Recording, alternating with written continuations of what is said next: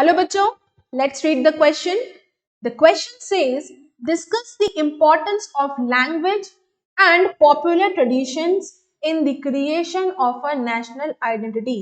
किसी भी नेशन की, देश की नेशनल आइडेंटिटी को क्रिएट करने में लैंग्वेज और उसके पॉपुलर ट्रेडिशन की क्या महत्व है, क्यों इंपॉर्टेंट है, ये उस चीज को डिस्कस करना है. चलिए देखते हैं आंसर क्या है. Language and popular tradition of a country are such important features that are not developed and established in one day, but after a very long time of their persistent use.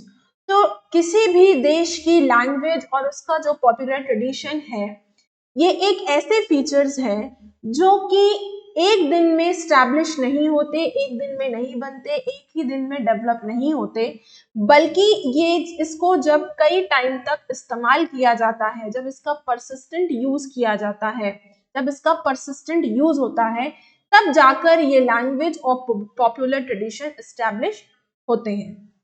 They give an individual a sense of self identity or national identity.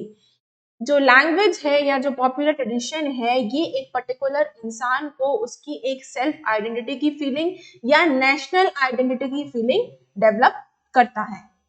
The language he speaks and the tradition he follows identify him as a member of certain nation.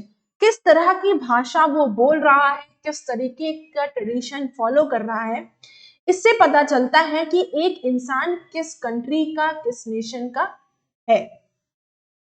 For example, we fluently speak Hindi language and practise Indian tradition wherever we go in the world.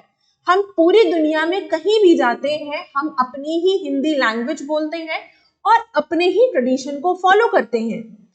As a result, we would always be recognized as an Indian citizens. तो इसका नतीजा क्या है?